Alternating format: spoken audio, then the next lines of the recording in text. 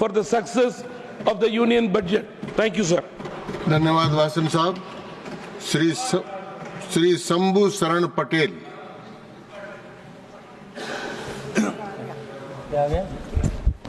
धन्यवाद उपसभापति महोदय, आपने मुझे बजट पर बोलने का मौका दिया है, इसके लिए मैं आपका हृदय से आभारी हूं, आपका आभार व्यक्त करता हूं। महोदय, मैं पूरे बिहार के 14 करोड़ जनता की ओर से माननीय प्रधानमंत्री जी को के नेतृत्व वाली सरकार के तीसरे कार्यकाल के उनके प्रथम आम बजट के लिए धन्यवाद देता हूं, साधुवाद देता हूं कि आपने बिहार के 14 करोड़ जनता की आकांक्षाओं को पूरा करने हेतु इस आम बजट में बहुत से प्रावधान किए हैं, एक्स्ट्रा पैकेज दिया है। इसके लिए आपको और आप हमारी वित्त मंत्री श्रीमती निर्मला सीतारमण जी को साधुवाद और धन्यवाद देता हूं। महोदय, कुछ महीने पहले बिहार के अति पिछड़ों के मसीहा, अति पिछड़ों के लाल, गुदरी के लाल, बिहार के पूर्व मुख्यमंत्री आदरणीय कर्पूरी ठाकुर जी को प्रधानमंत्री जी ने भारत रत्न देने का काम किया है। इसके लिए मैं पूरे अति पिछड़ा और पिछड़ा समाज की ओर से माननीय प्रधानमंत्री जी को धन्यवाद देना चाहता हूं। महोदय, मैं वित्त मंत्री निर्मला सीतारमण जी, उनके वित्त राज्य मंत्री, उनके अधिकारियों को भी हृदय से धन्यवाद देता हूं कि आपने 140 करोड़ भारतीयों के आकांक्षाओं को पूर्ण करने एवं मध्यम वर्ग को पूर्ण राहत देने, समाज के सभी वर्गों की रक्षा करने एवं भारत को 2047 तक विकसित राष्ट्र बनाने एवं सशक्त, समावेशी, सर्वस्पर्शी और राष्ट्र प्रथम की भावनाओं से ओतप्रोत बजट जो है इस सदन में पेश किया है। महोदय, अभी कुछ देर पहले मैं सुन रहा था, हमारे कांग्रेस के बड़े भाई, कांग्रेस के सांसद हैं जो पूर्व में केंद्र में मंत्री भी रहे हैं, अखिलेश जी, वो कह रहे थे, अभी सदन में नहीं है, वो कह रहे थे कि बिहार में इस तरह सदस्य वो सदन में नहीं है, लेकिन सदन के में नहीं है सर। सदन का नियम ये है सर कि जो वक्ता बोले जी, उसको कम से कम उसके बाद में जो दूसरा वक्ता बोले तब तक उसको सदन में रहना चाहिए, ये संसदीय परंपराओं में है। आप बात करिए। जी जी बोलिए। ठीक है सभापति, ठीक है उपसभापति महोदय, मैं बिहार जैसे आकांक्षी राज्य से आता हूं महोदय। 2005 के पहले बिहार में 50 वर्ष, लगभग 50 वर्षों तक यूपीए की सरकार ने वहां शासन किया, जिसमें कांग्रेस ने सबसे अधिक शासन किया, और 90 से 2005 के दशक में आरजेडी का शासनकाल रहा। उसमें कांग्रेस और कम्युनिस्ट जो है साथ मिलकर बिहार में सरकार चलाती थी महोदय। उस कालखंड को, हम तो बहुत छोटे थे, लेकिन उस कालखंड को जब हमारे घर के बुजुर्ग, जब हमारे घर के लोग बताते हैं तो सुन के रूह कांप जाता है महोदय। वहां उस समय जो हाईकोर्ट को भी ये बोलना पड़ा था कि बिहार में जो है ये शासन नहीं, यहाँ जंगल राज है, और उस जंगल राज के पुरोधा कांग्रेस और आरजेडी वाले हम लोगों को, भारतीय जनता पार्टी वाले को नसीहत देने का काम करते हैं महोदय। 2005 के पहले पूरा बिहार का 38 जिला लगभग जो है वो ये उग्रवाद, नक्सलवाद, जातिवाद, जातीय नरसंहार और क्या कहते हैं संगठित अपराध के लिए जाना जाता था महोदय। और 2005 के बाद जब भारतीय जनता पार्टी और एनडीए की सरकार बिहार में जब से आई है, अभी तक बिहार में सुशासन का राज है। अब कोई यह नहीं बोल सकता है कि हम अपराध करके बच जाएंगे, या तो अपराधी वहां मारे गए, या तो जेल के सलाखों के पीछे हैं, या तो अपराध छोड़कर समाज के मुख्य धारा में आ गए हैं महोदय। अखिलेश जी ने कहा कि बिहार में इस बजट को कुछ नहीं दिया गया है, तो मैं उनको यह सदन के माध्यम से, चूंकि हमारे वो बड़े भाई हैं, हमारे बिहार से ही राज्यसभा के सांसद हैं, उनको या तो उनको अपने एलओपी पे विश्वास नहीं है। माननीय खड़गे जी ने जब बजट भाषण हुआ तो उसमें कहा था कि यह तो बजट लगता है सिर्फ बिहार के लिए है, या तो वो पहले आपस में फैसला कर लें माननीय अखिलेश जी कि वो खड़गे जी और अपने राष्ट्रीय अध्यक्ष जी के साथ हैं या नहीं है, वो उनके बातों से वो इत्तेफाक रखते हैं कि नहीं रखते हैं। 2005 के पहले महोदय 2014 में जब हमारे नरेंद्र मोदी जी की सरकार बनी उसके पहले महोदय बिहार में सिर्फ एक एयरपोर्ट था, वो जयप्रकाश नारायण हवाई अड्डा। आज 2014 के बाद बिहार में दरभंगा जैसे जो मतलब बिहार का, उत्तर बिहार का एक रीढ़ है, मिथिला की राजधानी है, वहां पे उन्होंने दरभंगा एयरपोर्ट देने का काम किया है महोदय। अगर ये विकास उनको नहीं दिखती है तो उसमें मुझे कुछ नहीं कहना है महोदय। आजादी के बाद से पूरे ये सिर्फ 7 एम्स था महोदय, उस 7 एम्स में 6 एम्स जो है माननीय पूज्य अटल बिहारी वाजपेयी जी के समय में बना, और अभी पूरे हिंदुस्तान में 23 एम्स है महोदय, जिसमें 2 एम्स सिर्फ बिहार को भारत सरकार ने, अब नरेंद्र मोदी जी ने देने का काम किया। अगर यह विकास कांग्रेसियों को और आरजेडी वालों को नहीं समझ में आता है तो इससे मुझे कुछ नहीं कहना है महोदय। पूरे बिहार में गंगा ब्रिज, बिहार को 2 भागों में बांटा जाता है, उत्तर बिहार और दक्षिण बिहार। उत्तर बिहार में जो है जोड़ने के लिए सिर्फ एक हाजीपुर से होते हुए जो राजेंद्र सेतु पुल था महोदय, जो 1980 के दशक में बना हुआ था, उसके बाद अभी जो है बक्सर, एक पुल जो है बक्सर से उत्तर बिहार के जोड़ने के लिए बक्सर से गंगा ब्रिज पे करोड़ों रुपए की लागत से माननीय नरेंद्र मोदी जी की सरकार में वो ब्रिज बनकर तैयार हुआ महोदय। कोलवर पुल जो कि जिसमें अंग्रेजों के जमाने से ही सोन नदी पे एकमात्र अंग्रेज के जमाने से पुल हुआ करता था, हमारे नरेंद्र मोदी जी की सरकार आने से 2014 के बाद वहां पे करोड़ों की लागत से जो है वो कोलवर का जो ब्रिज बनकर तैयार हुआ है। अगर वो कांग्रेसियों को नहीं दिखता है तो ये हमारे प्रॉब्लम नहीं है, उनके चश्मे का नंबर का बदलाने का जरूरत है महोदय। आप सुन लीजिए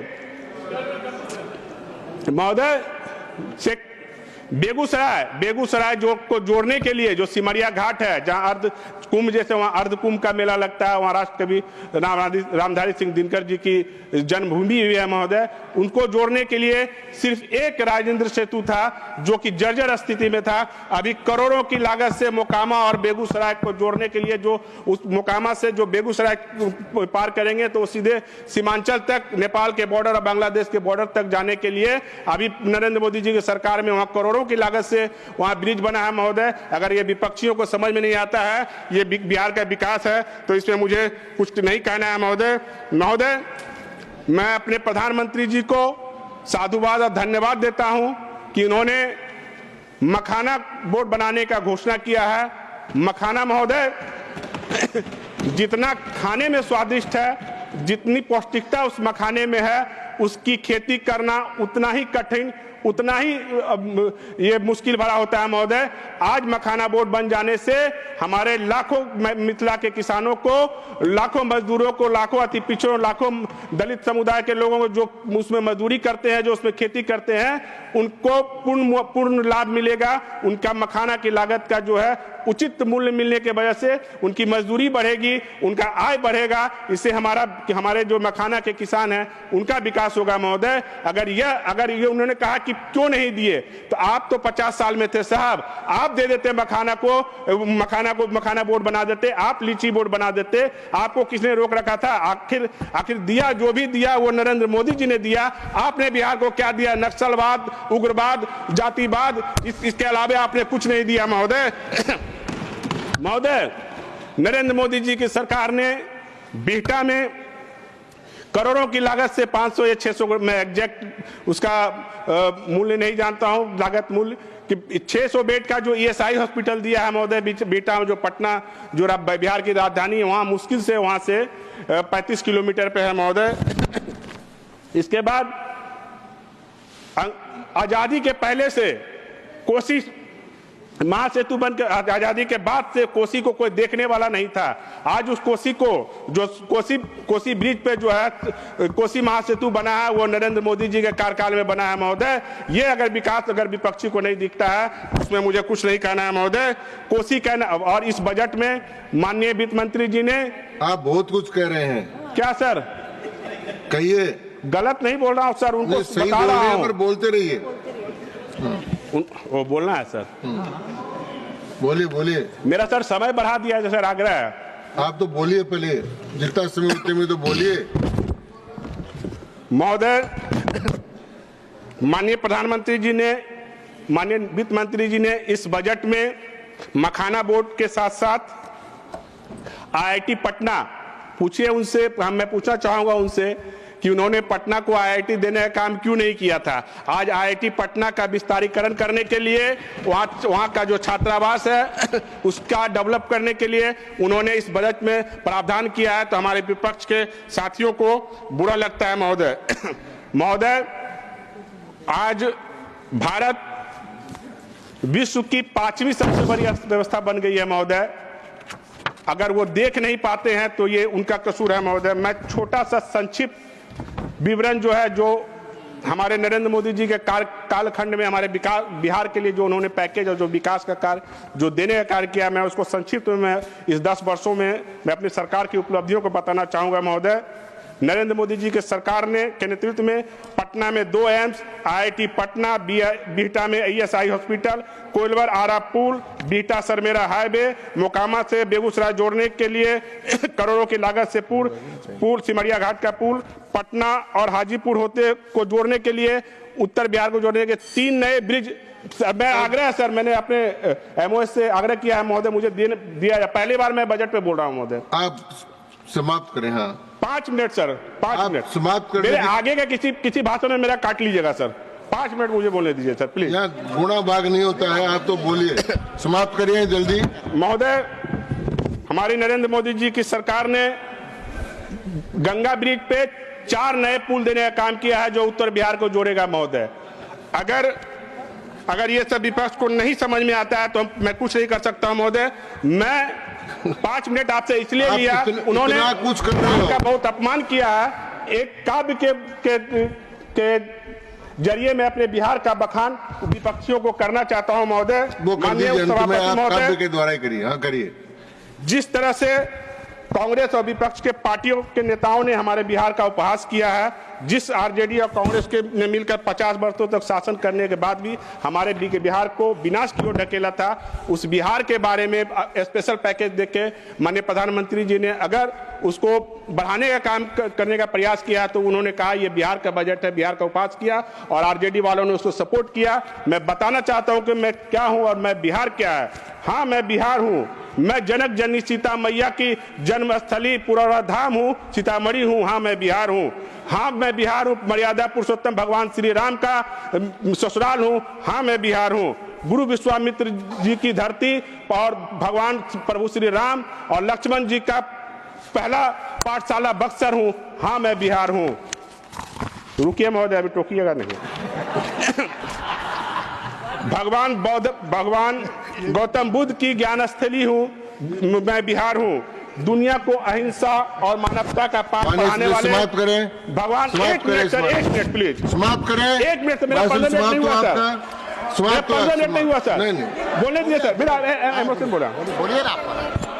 माननीय सदस्य समाप्त करें। मैं 1-2 मिनट में समाप्त कर दूंगा। बोलिए आप समय बिना भेदभाव की मानवता की रक्षा करने वाले सिख धर्म के 10वें धर्म गुरु गोविंद सिंह महाराज जी का धरती हूं, मैं बिहार हूं। माननीय सदस्य समाप्त करें। पूरे सनातनियों के पूर्वजों का श्री राजीव शुक्ल न समाप्त करें। समाप्त हो आपका भाषण।